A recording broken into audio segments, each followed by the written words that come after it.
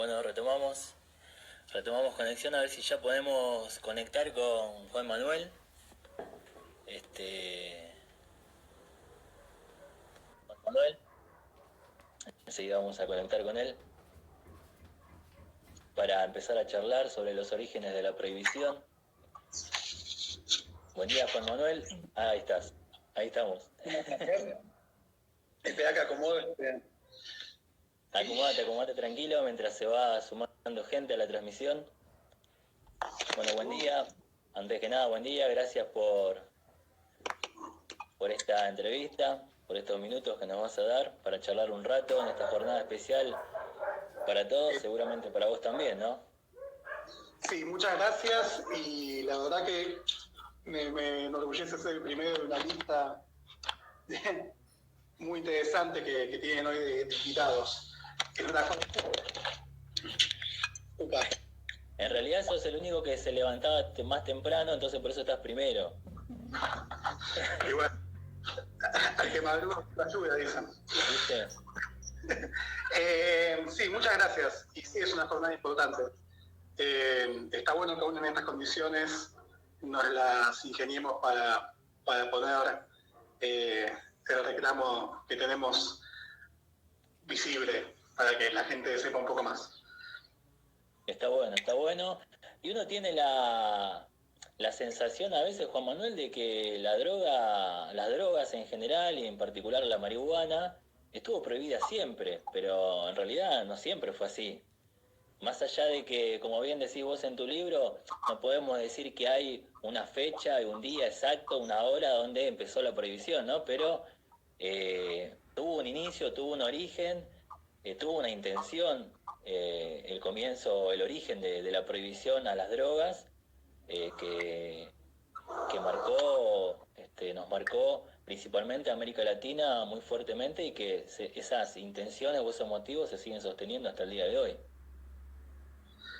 Sí, yo creo que América Latina, por su calidad de gran productor, ¿no? Es quizás el continente más bendecido, si se quiere, por la botánica, por la naturaleza, en términos de sustancias psicoactivas.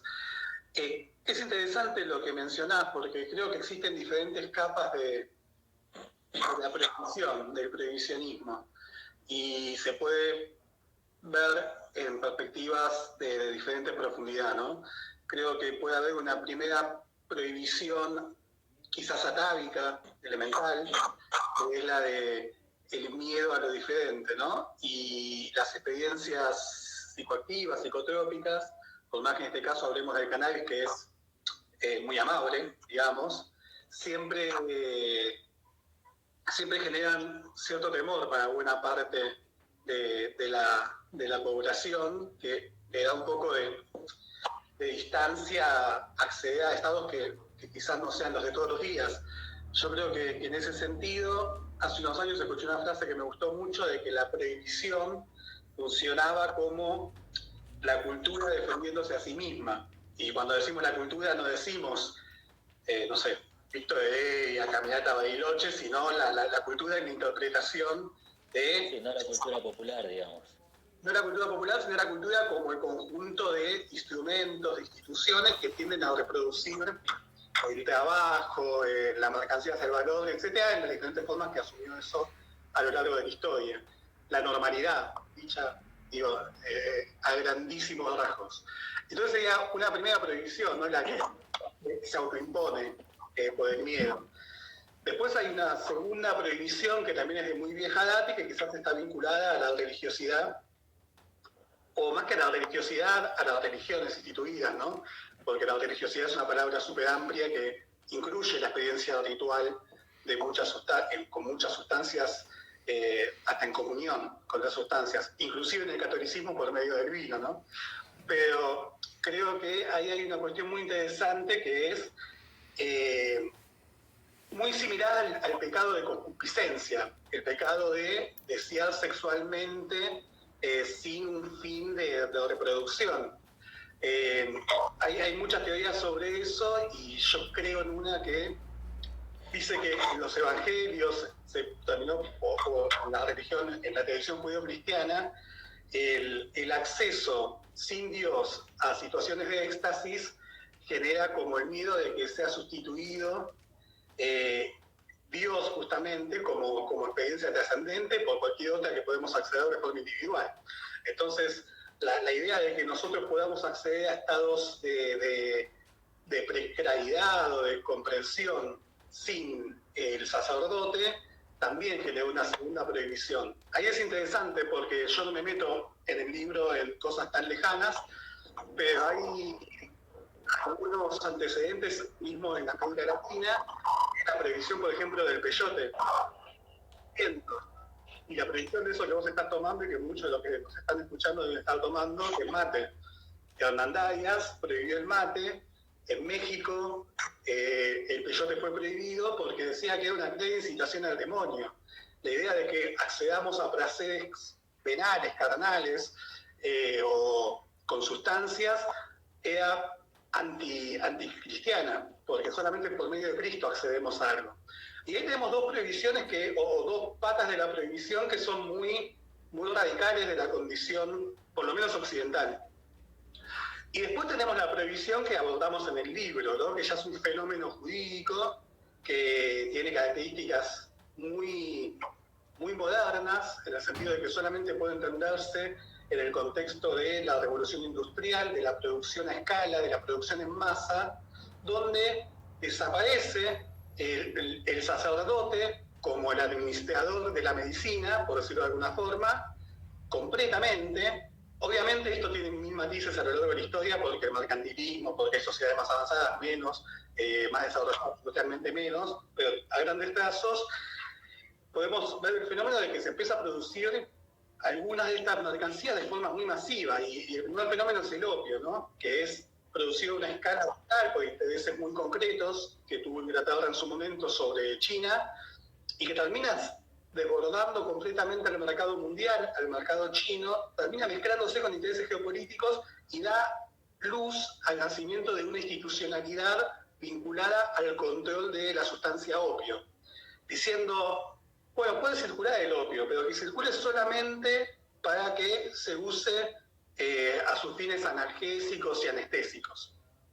Y a partir de ahí hay un acuerdo internacional que empieza siendo de 9 naciones, propulsado por los Estados Unidos ya lejanamente, en 1909, y ese es el embrión de la prohibición que nosotros estudiamos en el libro, y que es la prohibición en el contexto del capitalismo moderno, la prohibición que después de la posguerra queda instituida en el marco de las Naciones Unidas y que termina siendo el patrón del conjunto de las leyes que se reproducen en diferentes países del mundo, en Argentina también. Lo que no significa que no haya otras corrientes prohibicionistas previas a estas, ¿no? En Argentina y en otros lados. Pero creo que a grandes rasgos el prohibicionismo puede haber existido, como te decía, hasta atávicamente, pero el prohibicionismo como fenómeno moderno, que podemos ponerle el título de guerra a las drogas, es un fenómeno muy del siglo XX, si se quiere, que yo creo que va a agonizar en el siglo XXI, esperemos, y que ya está agonizando, particularmente con el cannabis, pero que bueno, creo que es un fenómeno histórico en sí, ¿no? La guerra a las drogas, el rol de Estados Unidos, el interés geopolítico, es muy particular. No se puede. Está basado en previsiones más elementales, la religiosa, la de los miedos biológicos, etcétera. Por ahí, ¿no? La moral, etcétera, sí, la moral puritana en Estados Unidos y demás, la católica en otros países, pero es un fenómeno muy de época, es un fenómeno muy del capitalismo en su etapa de desarrollo internacional. Y actualmente creo que, bueno, esa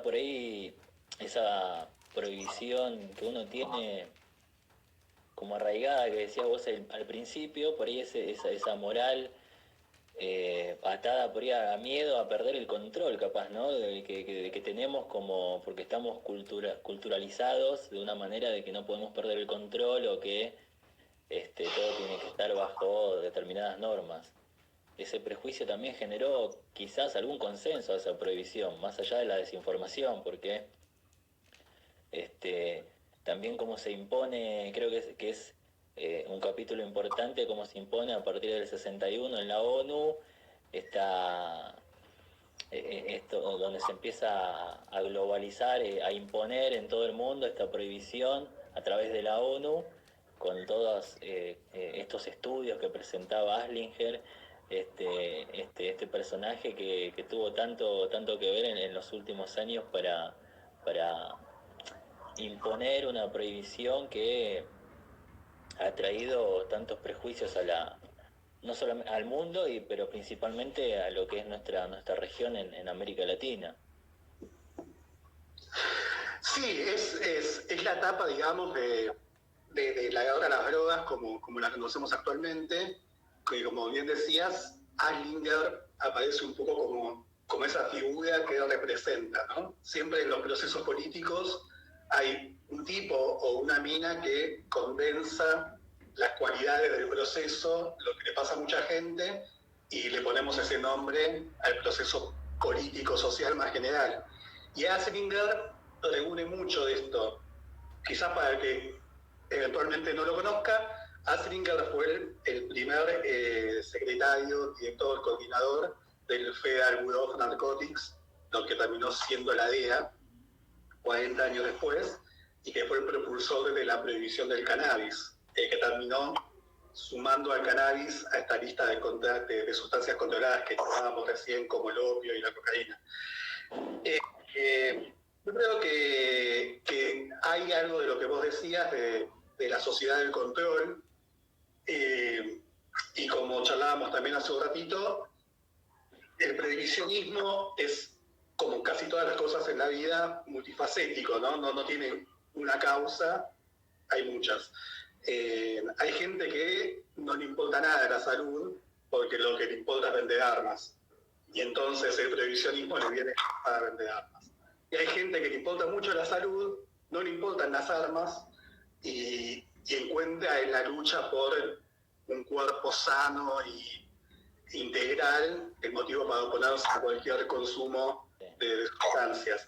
El prohibicionismo en la etapa que mencionábamos, lo que conocemos actualmente, yo creo que ya está muy viciado, y está viciado desde el origen. Cuando uno lee las actas en las que el Congreso de Estados Unidos discutió la prohibición, no hay ningún fundamento científico. La prohibición de cannabis no tiene fundamentos científicos. Es un fundamento de otro tipo, es el fundamento de la peligrosidad. Es decir, si uno consume cannabis, puede cometer crímenes. Y esto se asentaba en una cuestión muy particular de los Estados Unidos en la década del 30, que era el crecimiento de la inmigración mexicana, el comienzo del contagio entre comillas, del cannabis a las poblaciones afroamericanas y, bueno, la necesidad de controlar este susto que daba este consumo exótico, porque lo que vos mencionabas, y lo que mencionaba yo también, de que tenemos casi como, yo decía la palabra atávicamente, como el temor a algo diferente, es verdad, pero es tan cierto como el más estoico es el que más se pone en pedo, ¿no? O sea, de lunes a viernes trabaja como un güey y el viernes a la noche se pone un pedo que se cae. Hay como una cosa de válvula de escape que las sociedades necesitan.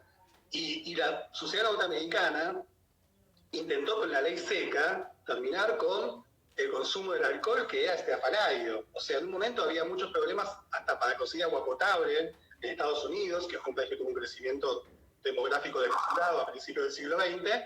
Entonces la gente tomaba alcohol casi para sustituir el agua, en muchos casos. De forma que el alcoholismo fue brutal. ¿Pero por qué no funcionó la ley seca? Porque la ley seca iba en contra de la sustancia que durante siglos y siglos habíamos, las sociedades occidentales, establecido como la pauta posible de ese contacto con lo báquico, con la celebración, con ese mundo, con el mundo de los sentidos a flor. No podía, no cuajaba culturalmente. se oponía mucho a la forma de pensar de las sociedades occidentales prohibir el alcohol, porque el alcohol está muy metido en el día a día de nuestras sociedades. Duró 10 años el experimento y Aslinger, volviendo a Aslinger, era un agente de la ley seca que tuvo que reformularse. Y la ventaja que encontró con relación con el alcohol en el cannabis es que el cannabis era una sustancia de consumo marginal. En términos demográficos, poblacionales, era marginal. Y no había una fracción de la sociedad norteamericana que pudiese defenderlo. Y cuando se prohíbe en Argentina, que fue mucho más adelante, porque Argentina suscribe a la Convención del 61, pero la ley que lo baja, digamos, a la legislación nacional es la de López Rega, en el 74, 73, no me acuerdo bien, es cuál de los 2 años,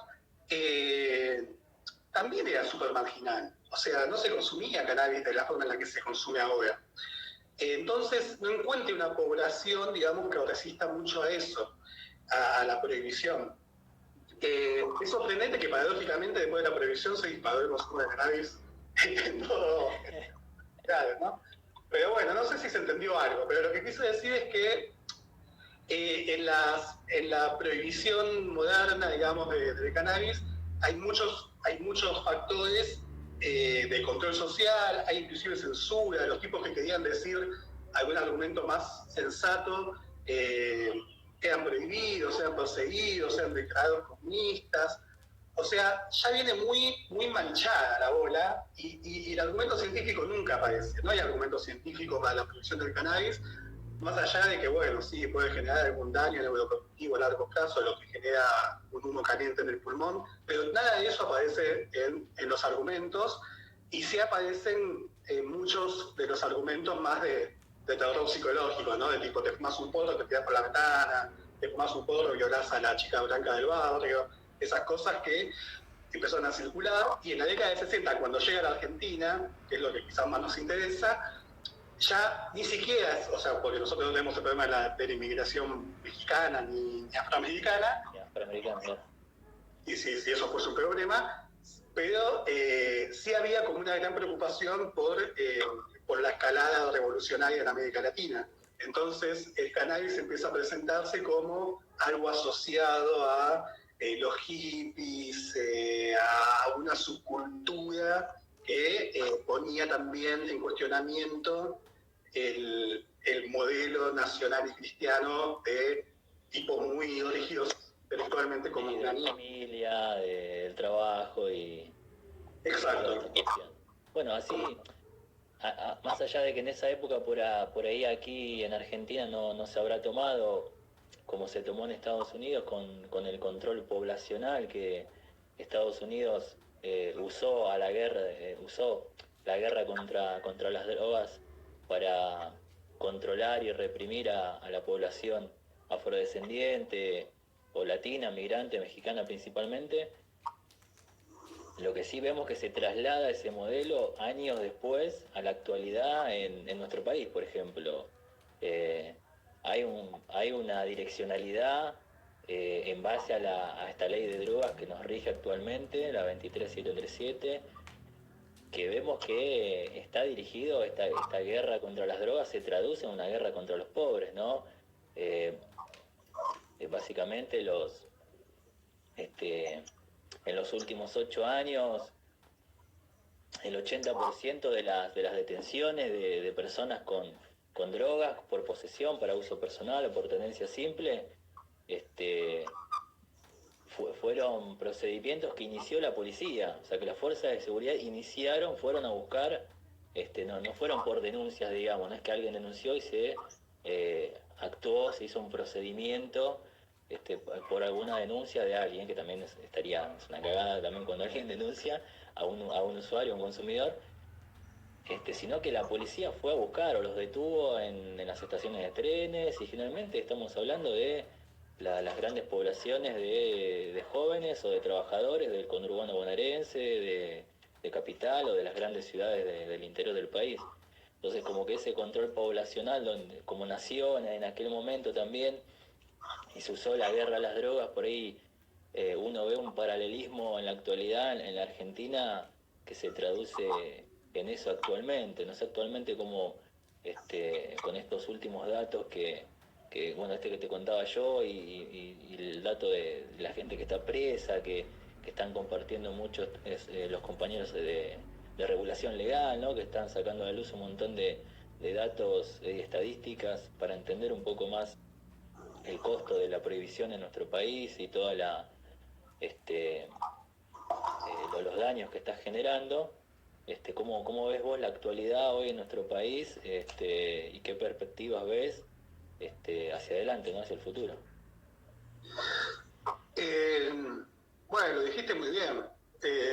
Yo puedo aportar en relación a esto que vos decías, que esquemáticamente es la selectividad del sistema penal, ¿no? El sistema penal actúa no sobre el que comete un delito, sino sobre determinada capa de los que eventualmente cometen un delito y sobre ciertos delitos, ¿no? Esto es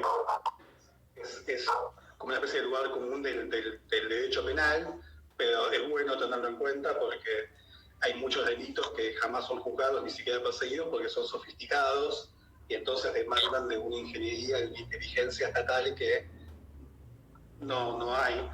Y estos delitos que vos mencionás, que son los de tenencia simple, los de tenencia para consumo, son cosas muy elementales, ¿no? Ves un pibe fumando en una esquina, pasa un patrullero, lo detiene.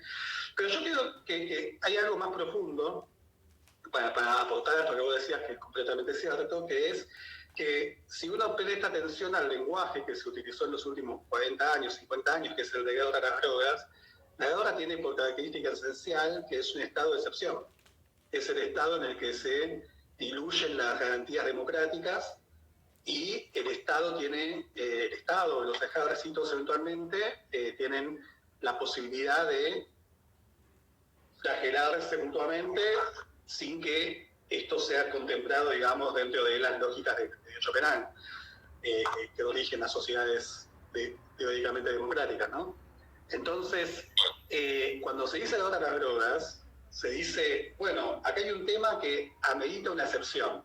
No vamos a tratar a esta gente como tratamos al resto de la sociedad. Para esta gente hay un estado de violencia por parte del Estado que, valga la redundancia, disculpen, que es diferente. Y esto parece una sutileza semántica, pero no lo es, porque, sí, como decíamos recién, el comienzo de la hora de las drogas estuvo afincado en Argentina, en el prejuicio del hippie comunista, el peligro para la familia occidental y cristiana, ponen en cuestionamiento nuestro modelo de civilización, y dentro de ese paquete está el consumo de drogas. ¿Quién llevó adelante esa batalla por la civilización occidental y cristiana? Bueno, lo llevó adelante los cuerpos paramilitares en la época de López Rega, la Triple A, con los asesinatos de sindicalistas, etc., la policía bonaerense, la federal y todas las policías del interior del país, y los militares, básicamente. Y todo esto en el marco de un plano regional que se llamó Plan Cóndor, que era un plan de inteligencia, de conexión de los diferentes cuerpos de represión de las diferentes fuerzas de seguridad regionales con una central que es el Comando Sur de los Estados Unidos. Cuando termina la época de la lucha contra la subversión, esto continúa, este conjunto de relaciones e intereses continúa por medio de la guerra a las drogas. Entonces la policía brava, que andaba por los barrios en patrulleros y agarraba pibes y los metía en cana y hacía racias en cemento, y bueno, yo soy porteño, pero en los diferentes lugares del país, cemento, no sé, Villule, los diferentes lugares donde se escuchaba música de rock o otras músicas, cumbia, lo que fuera, esa es la policía de la dictadura que siguió en las calles con la excusa de la guerra a las drogas y del control social de la guerra a las drogas, y que siguió comprando armas, siguió comprando equipamientos, siguió recibiendo instrucción, siguió firmando convenios de seguridad con los Estados Unidos bajo la lógica de la guerra a las drogas. Te apunto una cosa más para no caer en una cosa que parezca conspiranoica, pero es interesante porque si uno ve lo que está pasando en estos días, por ejemplo, en Venezuela, más allá de lo que cada uno opine de Venezuela, si está bien, si está mal, si está más o menos, hay una amenaza de la flota del Comando Sur, que es la parte del ejército de los Estados Unidos que atiende los intereses latinoamericanos, porque acusa a Venezuela de narcotráfico, ¿verdad? Que probablemente sea cierto, no sé, pero como es cierto que Colombia narcotrafica, Brasil, Panamá, o sea, todo lo demás. ¿A qué voy? A que acá se ve cómo la droga de las drogas juega con intereses geopolíticos que tienen que ver con cuestiones sociales, cuestiones de intereses, cuestiones de persecución de intereses económicos muy concretos. Cuando Colombia compró el Plan Colombia, con la militarización vino una ola de privatizaciones y de eliminación física de sindicalistas, todo porque estaban luchando contra las drogas. Bueno, hoy en día sabemos que Pablo Escobar Gaviria fue eliminado, que el cartel de Cari fue eliminado, vimos la serie Narcos, vimos cómo eso pasó, pero lo cierto es que Colombia produce más cocaína que antes. Esa cocaína a algún lado va y desapareció por los carteles.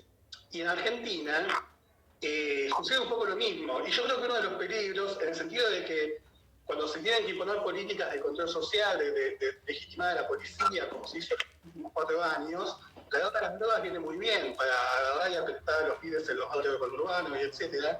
Y es como vos decís, cuando uno ve la marcha que se tendría que hacer hoy, y que hacemos de esta forma digital, ve que la composición de esa marcha es una composición muy popular. No es como dijo Bernie, que era una marcha de gente comiendo cupcakes. Por decir que era la gente cheta de la ciudad de Buenos Aires o de San Isidro, de los puntos, digamos, más ricos del país. No es esa población. Hay mayoría del conurbano, somos mayoría del conurbano, me parece, en las marchas. Hay muchos conurbanos. Y hay mucha gente de la ciudad de Buenos Aires que también tiene su barrio, tiene sus movidas. Entonces, creo que es un discurso muy de represión y que se usa para otras cosas porque todo el mundo está en contra del narcotráfico, pero el narcotráfico sigue, crece y la guerra de las drogas va por otro lado. Lo último, porque creo que uno de los peligros de los gobiernos quizás nacionales y populares es que dicen, frente a esta situación, Ahí se cortó el audio, ¿no? Me parece. veo como un... Ahí está. No, una de las cosas que me parece que es un peligro es que, o sea, siempre dicen, bueno, nosotros vamos a levantar el pie de la cana rompiendo los huevos en la calle, pero no vamos a cambiar el marco de fondo de esto porque es un quilombo, la sociedad está en contra, la policía está en contra, o sea, nos compramos un quilombo grande. Y la verdad es que a la larga el quilombo es más grande porque sigue habiendo esta relación en la cual las fuerzas de seguridad de tu país no están sometidas a un régimen político, sino a un conjunto de intereses que están basados en el Comando Sur y no en lo que la población argentina necesita. Sí, es como que no es solamente que sería un alivio que dejen de hostigar a los usuarios, pero que si no cambiamos la ley de fondo, Va a seguir serían existiendo. parches que, sí, son parches que no están cambiando la cuestión de fondo, porque como bien decías vos, esto se está usando viene bien para hacer otras cuestiones que nada tienen que ver con eso. Bueno, Juan Manuel, recomendamos ampliamente tu libro, La Prohibición, un siglo de guerra a las drogas. Comentaron los compañeros y las compañeras, ayer vieron un tráiler. ¿Querés comentar algo? Un tráiler de un documental que se va a estrenar próximamente. Sí, ayer presentamos el tráiler del documental que hicimos con mi amigo Martín Oriasnik, que es un documental basado en el libro, pero que combina también, cuenta la historia de Eric Sepúlveda, que fue detenido en Córdoba con aceite de cannabis y al día de hoy sigue bajo proceso judicial. Él estuvo preso en una cárcel, en una situación pésima. Pero bueno, para mostrar un poco cómo esto que decimos, y que espero que algo se haya entendido, que es un poco muy macro, ¿no? Que pasa por Estados Unidos, Colombia, el britanismo, Argentina, los milicos, que es un quilombo. Pues todo esto termina reducido en que a un chabón le pueden caer la vida por tener un poco de aceite de cannabis y por fumar porro, y que la verdad es que todas las vidas son muy valiosas como para que sean arruinadas por semejantes disparates, ¿no? Bueno, cuestión que el documental se va a estrenar a la brevedad, esperamos, depende de cómo siga toda esta cuestión de la pandemia y qué pase con el cine después. Pero bueno, pueden meterse en una historia de la previsión en Instagram o en Facebook y ahí pueden pispear un poco el trailer y esas cosas. Bueno, buenísimo. Juan Manuel, gracias por estos minutos, por charlar con nosotros, por charlar con la gente, para entender un poco más allá de, como decías recién vos, que por ahí para nosotros vemos lo final, digamos, de que estamos perseguidos, criminalizados, pero que esto es resultado de un proceso que lleva años, mucho tiempo, que está direccionado, que tiene un fin, digamos, de control poblacional, de control político, de control social, y que está bueno entenderlo y también ir un poco a lo macro para saber dónde estamos, y para poder comprenderlo y poder pensar mejor entre todos una salida y empujar entre todos una salida mejor de la prohibición. Así que nada, si querés saludar a la gente que está viendo ya para despedirnos. Saludos, que tengan buena jornada y a poner los hashtags que nos unen hoy. MMM 2020 y GMM 20, regulación legal, bueno, legalización ya, todos los hashtags que hoy estamos impulsando. Bueno, Juan Manuel, un abrazo muy grande y esperamos poder vernos personalmente en algún momento cuando todo esto pase. Encantado, invítenme ahí a Flor de Libertad. Gracias, Juan Manuel, un abrazo. Chau, chau. Muchas gracias.